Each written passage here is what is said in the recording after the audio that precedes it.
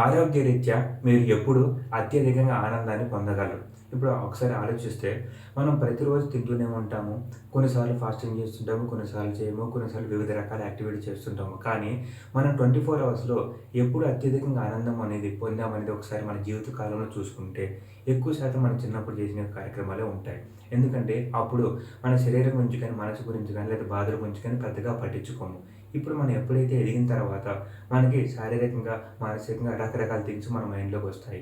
So, నా ముఖ్యమైన బాధ ఏంటంటే, మనిషి తెలివితేటలు పెరిగినా కొద్దీ తన ఆరోగ్యం మెరుగవ్వాలి. అంతేగాని తెలివితేటలు పెరిగినా కొద్దీ తన ఆరోగ్యాన్ని చికా చేసుకుంటున్నాడు. సో, ఎక్కువ తెలివితేటల వల్ల మనిషి ఎక్కువ చికాకు అయిపోతున్నాడు. ఎందుకంటే, తను తప్పు చేయట్లేదు. తను దాని యొక్క రూట్ కాజ్ మూలం ఏంటో అర్థం చేసుకోవడానికి ప్రయత్నిస్తూ, కొన్ని మిస్టేక్స్ చేస్తూ, కొన్ని తెలియక అట్లా జరిగిపోతున్నాయి. మరి ఎక్కువ ఆనందాన్ని పొందాలి అంటే ఏం చేయాలంటే ఆరోగ్యపరంగా ఆరోగ్య సమస్యలు తొలగించుకోవాలి. అరే ఆరోగ్య సమస్యలు ఏ విధంగా తొలగుతాయంటే మన శరీరంలో అత్యధికంగా శక్తి జనరేట్ అవ్వాలి. అది ఏ విధంగా జనరేట్ అవుతుందంటే మన శరీరంలో పోషకాలు అత్యధికంగా పెరగాలి. సో ఇవన్నిటికి ఒక లింక్ రూపంలో ఉన్నాయన్నమాట. సో నేను చెప్పే లాజిక్ మీకు అర్థమవుతుందో లేదో తెలీదు గానీ మీరు అత్యధికంగా ఆనందాన్ని పొందాలి అంటే మీ శరీరంలో కంపల్సివ్ బిహేవియర్‌ని తగ్గించుకోవాలి. మీ శరీరంలో కంపల్సివ్ బిహేవియర్ ఏ విధంగా తగ్గుతుంది? మీరు ఈ జీవితంలో ఎప్పుడైనా ఒకసారి చికెన్ గానీ, మటన్ గానీ, నాన్ వెజ్ గానీ తీసుకున్నప్పుడు కంపల్సివ్ బిహేవియర్ పెరుగుతుంది. కార్బోహైడ్రేట్స్ కూడా మీ శరీరంలో కంపల్సివ్ బిహేవియర్‌ని పెంచుతాయి.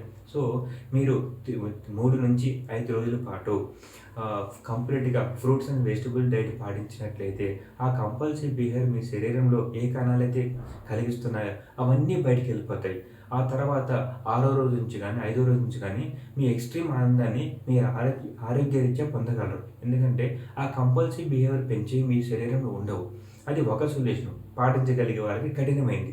ఇక రెండో సొల్యూషన్ ఏంటంటే మధ్యాహ్నం ఆహారం మానేసి ఆ టైంలో 2 గ్లాసులు గానీ, 3 గ్లాసులు గానీ మజ్జిగ తాగి ఖచ్చితంగా వాకింగ్ 1 అవర్ గానీ, లేకపోతే హాఫ్ అన్ అవర్ గానీ, జాగింగ్ గానీ చేయండి ఖచ్చితంగా. అప్పుడు ఏమవుతుందంటే ఆహారం ఇవ్వట్లేదు కాబట్టి కార్బోహైడ్రేట్స్ మీరు ఇవ్వకుండా ఓన్లీ ఒక లిక్విడ్ ఫామ్‌లో కొంత ఆకలిని ఆపేదిస్తున్నారు కాబట్టి అప్పుడు శరీరము క్లీనప్ యాక్టివిటీ ఎక్కువ జరుగుతుంది.